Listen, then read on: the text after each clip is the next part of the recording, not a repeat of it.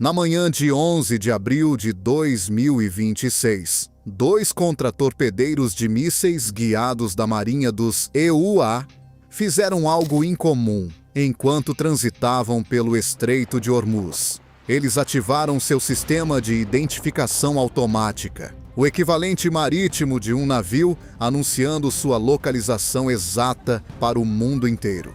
Navios da Marinha quase nunca fazem isso em águas contestadas. É protocolo padrão navegar no escuro. De acordo com a reportagem da Fortune, citando o professor de História Marítima da Universidade Campbell, Salvatore Mercogliano, você simplesmente não ativa o AIS por acidente em um navio da Marinha. Isso é proposital. Eles queriam ativá-lo no lado oposto do Estreito de Hormuz, para demonstrar que navegaram por ele. Esta não foi uma decisão de navegação, foi uma mensagem. Os 2 navios eram o USS Frank E. Peterson, DDG-121, e o USS Michael Murphy, DDG-112. Ambos contratorpedeiros de mísseis guiados da classe Arleigh Burke. De acordo com o comunicado oficial do CENTCOM, reportado pela Naval News, este foi o movimento inicial de uma missão de remoção de minas no estreito, com o comandante do CENTCOM, almirante Brad Cooper, declarando: "Hoje, iniciamos o processo de estabelecer uma nova passagem e, em breve, compartilharemos essa rota segura com a indústria marítima para incentivar o livre fluxo do comércio." O Irã negou que o trânsito tivesse ocorrido e transmitiu mensagens de aviso final pelo rádio VHF. Menos de 24 horas depois, após o colapso das conversas de paz em Islamabad, depois de 21 horas de negociações, Trump anunciou um bloqueio naval completo do estreito. A operação de remoção de minas havia se transformado em algo completamente diferente.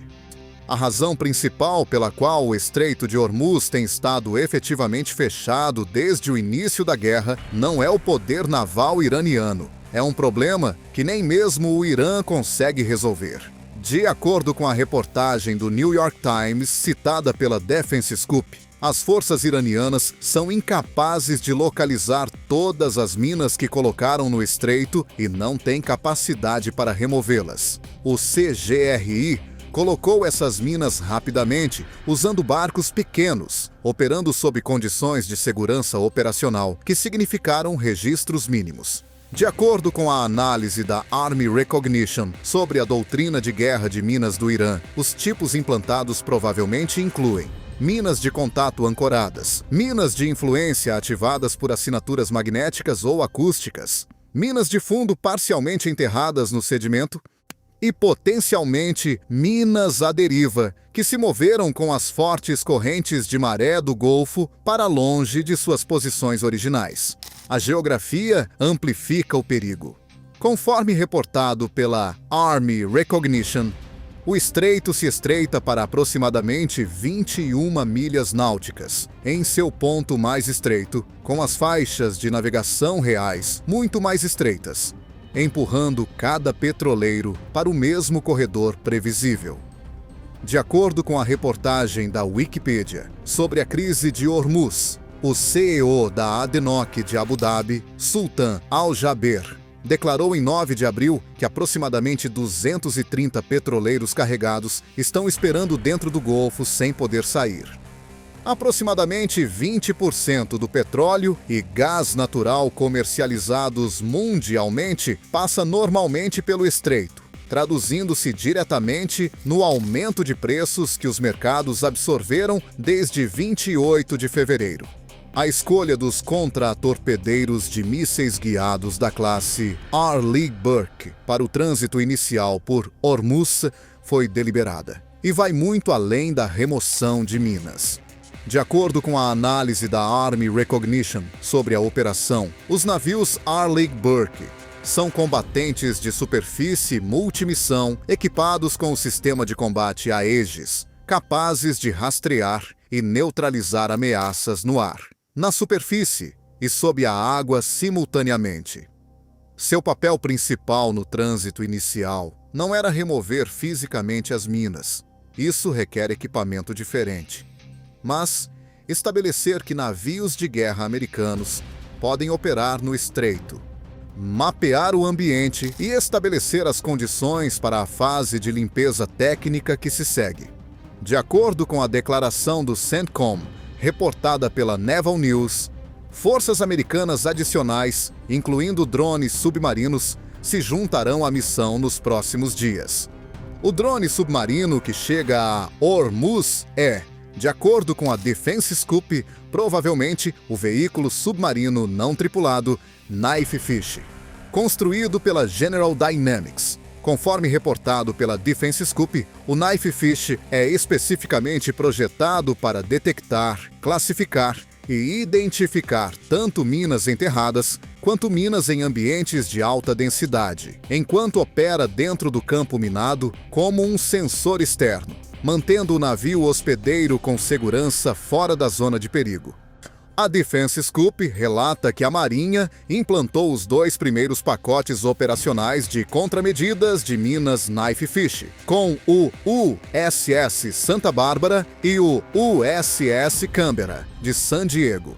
De acordo com a Army Recognition, a abordagem americana segue um modelo por fases: proteger a área, fazer reconhecimento usando sistemas não tripulados, verificar um corredor seguro e, então, permitir que o tráfego comercial seja retomado sob condições controladas, em vez de tentar a limpeza total da área imediatamente. Enquanto os contratorpedeiros operavam em Hormuz, os negociadores americanos e iranianos estavam sentados frente a frente em Islamabad pela primeira vez na guerra. De acordo com a reportagem da Task e Purpose, o vice-presidente J.D. Vance e o ministro das Relações Exteriores iraniano Abbas Araghchi se encontraram cara a cara com o chefe do exército paquistanês Asim Munir, presente na sala. Um passo significativo além da diplomacia itinerante das rodadas anteriores, onde os mediadores carregavam mensagens entre delegações em salas separadas. Araghchi descreveu a sessão como uma das conversas de mais alto nível entre os EUA e o Irã em 47 anos, de acordo com a reportagem da NBC.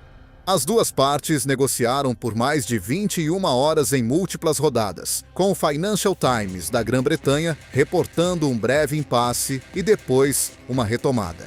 A sessão terminou sem acordo. De acordo com a reportagem da NPR da coletiva de imprensa de Vance, antes de embarcar no Air Force Two, a má notícia é que não chegamos a um acordo. Eu acho que isso é uma má notícia para o Irã, muito mais do que para os EUA. De acordo com a publicação de Trump no Truth Social, reportada por múltiplos veículos, a reunião foi bem, a maioria dos pontos foi acordada, mas o único ponto que realmente importava, nuclear, não foi. As demandas do Irã, segundo a NBC, incluíam a liberação de 6 bilhões de dólares em ativos congelados, controle de Hormuz, sem desmantelamento do enriquecimento e inclusão de um cessar-fogo no Líbano. A questão do enriquecimento nuclear, o Irã chama de direito soberano, é o único tema em que nenhum dos lados cederá. Horas depois de Vance retornar de Islamabad sem acordo, Trump publicou no Truth Social o que agora está sendo implementado como um bloqueio naval. Conforme reportado pela CNBC e NPR, a publicação declarava: com efeito imediato, a Marinha dos Estados Unidos, a melhor do mundo, começará o processo de bloquear quaisquer e todos os navios tentando entrar ou sair do Estreito de Hormuz. Ele chamou a posição do Irã de extorsão mundial e declarou que a Marinha buscará e interceptará cada embarcação em águas internacionais que tenha pago um pedágio ao Irã. Ninguém que pague um pedágio ilegal terá passagem segura em alto mar. De acordo com o US CENTCOM, reportado pela NPR, a implementação começaria na segunda-feira, às 10 horas. IT, com o bloqueio aplicado contra embarcações que entram ou saem de portos iranianos, mas não contra navios que transitam entre portos não iranianos.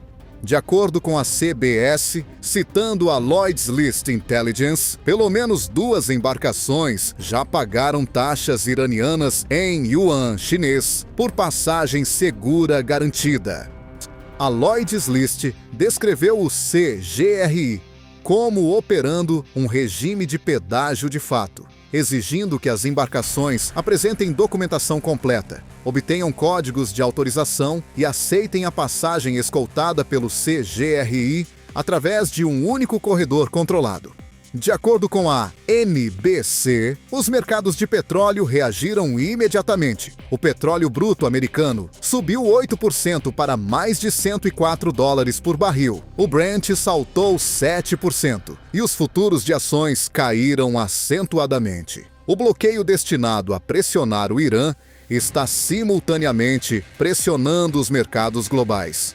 Trump disse à Fox News que o Reino Unido e alguns outros países estão enviando caça-minas para ajudar.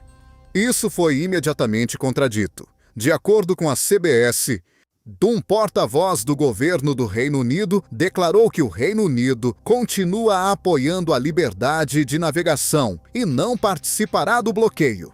De acordo com a CBS, um alto funcionário militar da OTAN confirmou que o Reino Unido está liderando separadamente os esforços de planejamento de uma coalizão composta por mais de 40 nações para reabrir o estreito e proteger a liberdade de navegação. Essa coalizão está focada na liberdade de navegação, não em fazer cumprir um bloqueio americano de portos iranianos. A distinção importa. O bloqueio americano tem como alvo embarcações que entram ou saem de portos iranianos. A coalizão de 40 nações que o Reino Unido está organizando tem como objetivo garantir que todo o tráfego marítimo possa transitar livremente sem interferência iraniana ou requisitos de pedágio. Esses são objetivos operacionalmente diferentes. E o fato de o Reino Unido ter declinado publicamente de se juntar ao bloqueio americano, enquanto simultaneamente organiza um esforço internacional mais amplo, sugere uma lacuna entre Washington e seus aliados mais próximos sobre como lidar com a crise de Hormuz. De acordo com o correspondente do Irã da Al Jazeera, o Irã sabe que controlar o Estreito de Hormuz ainda é sua principal alavanca de pressão. E qualquer ação que não resolva completamente a ameaça de Minas ainda deixa o Irã com opções coercitivas mesmo sob um bloqueio.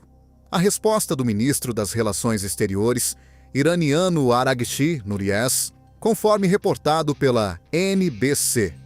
Quando estávamos a centímetros de um MOU de Islamabad, nos deparamos com maximalismo, a metas em movimento e bloqueio.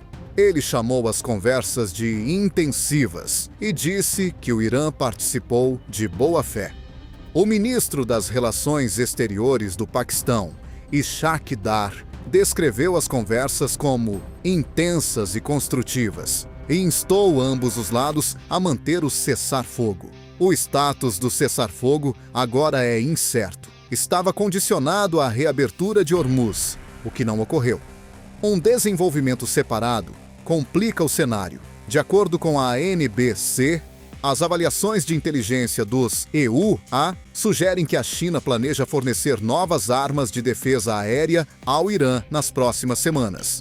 Trump respondeu: se a China fizer isso, a China vai ter grandes problemas. A China negou a inteligência. De acordo com a CBS, citando dados da Lloyd's List, embarcações de bandeira chinesa estão entre as que já pagam o pedágio do Irã em yuan chinês e recebem passagem escoltada pelo CGRI. O que significa que o bloqueio americano direcionado a navios que pagam pedágios afetaria diretamente os interesses comerciais chineses no estreito. Enquanto os EUA e o Irã negociam e o mundo observa os preços do petróleo, Há um ator que ganha a cada dia adicional em que o Estreito de Hormuz permanece restrito: a Rússia.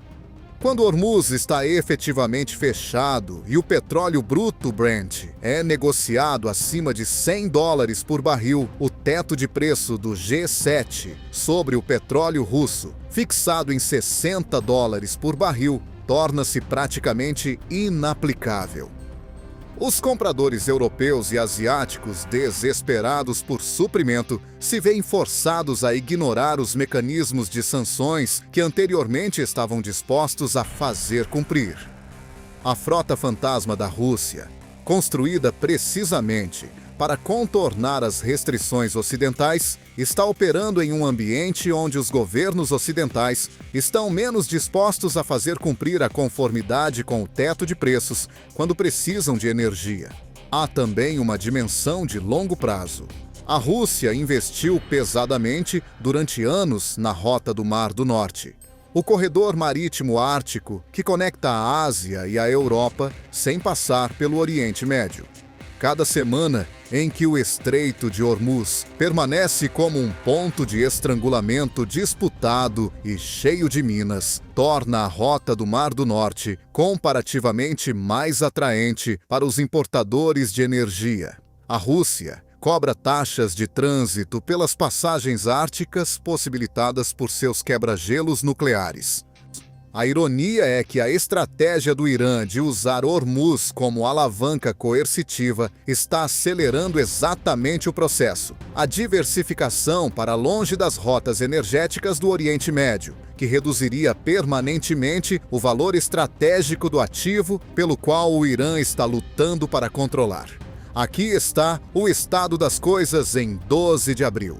Navios de guerra americanos estão operando no Estreito de Hormuz pela primeira vez desde o início da guerra. Os veículos submarinos não tripulados, Knife Fish, se juntarão à operação de remoção de minas nos próximos dias.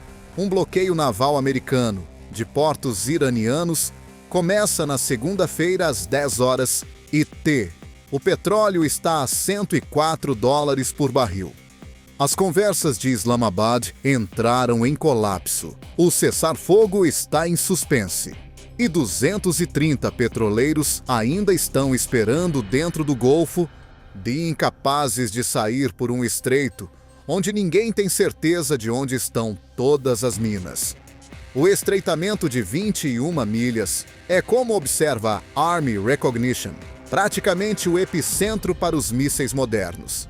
O Irã tem sistemas antinávio implantados na costa, projetados exatamente para essa geometria.